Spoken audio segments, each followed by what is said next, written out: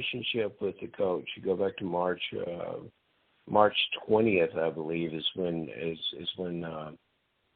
he signed with the Jets, and that's Coleman.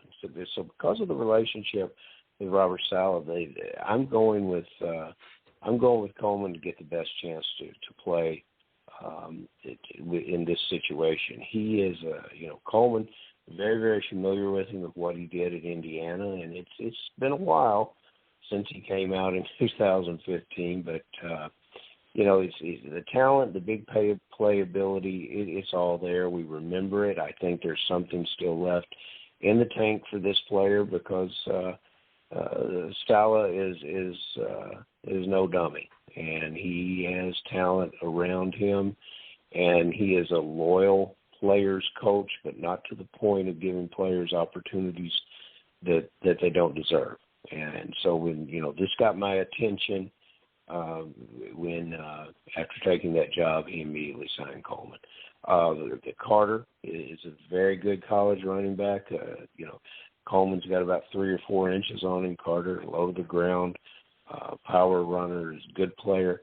They'll have a mix in the Jets' backfield, and the Jets have an offensive line that's coming together with one of the biggest tackles in the game. Don't discount it. The answer is not none. And Coleman, I know you'll go consult the mojo, Balky, but Coleman basically is a giveaway player. It's close to the very end of the draft after the kickers and defenses for some teams go. Coleman is still on the board. You are right. Tevin Coleman is going fairly late. Now, I'm just going to give you Carter and Coleman's ADP because seemingly that's the only 2 players that are being drafted right now. Michael Carter is going first at running back 31 at the 708. I think we mentioned that earlier in the podcast when we were talking about Trey Sermon and Raheem Mostert. But that's where Carter's going. Now, Tevin Coleman is going much later, running back 56 at the 1404. And that's the territory of Ramondre Stevenson, Tariq Cohen, Phillip Lindsay, who actually I like quite a bit this year for his value, and then Darrington Evans. So I think that that if you look, again, Farrell, you mentioned it earlier, sometimes take the cheaper option. Tevin Coleman's going to be cheaper than Michael Carter. And I believe, and I have nothing but speculation to go on, I believe Carter's ADP is going to rise as we get closer to main event season and the actual start of the NFL season as well. We'll see what happens, but I think that's where it's going to go, and Coleman might be even more of a bargain. We had nothing but bargains on the show for you tonight. All the analysis was free. There's some very talented players and co-hosts as well. So, Farrell, I want to thank you for popping on. Enjoy the show in Louisville tomorrow. I'm going to see Aladdin Jr. with my kids tomorrow. Can't wait for that. Go. That'll be an epic night, different kind of fun, I think, than you'll be experiencing tomorrow. But thanks so much for popping aboard on Thursday, dude. Thank you, Balky. We'll see you soon. Check out Farrell's Kentucky Fantasy Football State Championship at KFFSC.com. Don't forget to follow him on Twitter at JFarrellElliott. I just drafted another league there. I'm actually going to be drafting in the Kentucky Fantasy Football State Championship Checkered Flag Championship, which I actually was fortunate enough to win last year. I'm going to defend the belt in a league on May 31st. So if any of you don't have any Memorial Day plans and you're looking to get into a draft, I think it starts at like 8 or 9 Eastern that night. But that's when I'll be drafting and defending the belt. I might hop in another one of those yet, too. I'm not really sure yet. But you can sign up for that at KFFSC.com. All right, ladies and gentlemen, that is going to do it for our show this evening. I do want to thank Kaz of the North, Brad Kezema, for popping aboard tonight. You can follow him on Twitter at Kazmo11FF.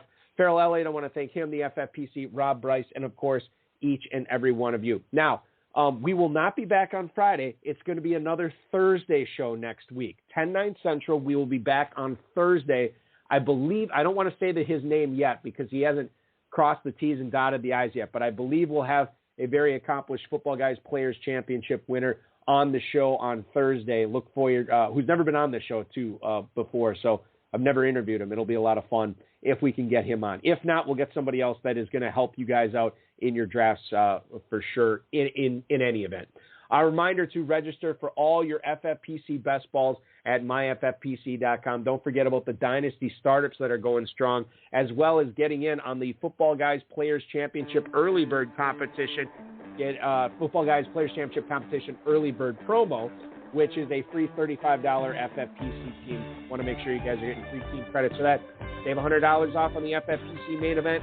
Well, 2.5 weeks till that early bird expires for the main event, so get in on that. And, of course, the KFFSC checkered flag competition at KFFSC.com. Thanks so much for listening, everybody. We'll be back on Thursday.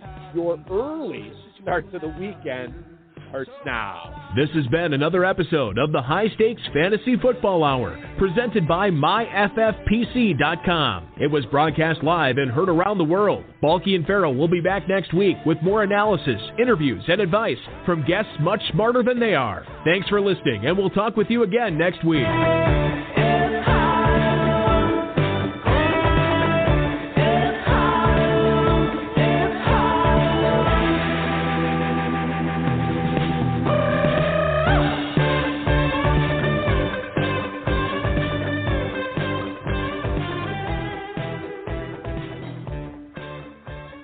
I want to thank Frederick the Younger, of course, for our outro music tonight. Check out their music, fredericktheyounger.com. And one of the other things, I feel like I didn't give shout-outs to everybody in the chat room.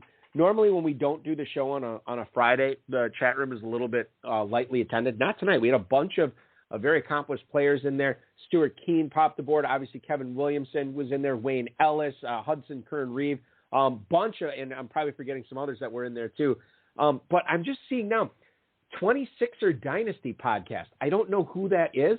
I didn't know there was an FFPC 26er Dynasty podcast. I'm going to have to do some searching on this and check that out for sure. So, I might be mentioning that on the show going forward. I had no idea that this was a thing. Thanks so much for listening, everybody. We'll talk to you again at 10/9 Central next Thursday. Enjoy your weekend, everybody.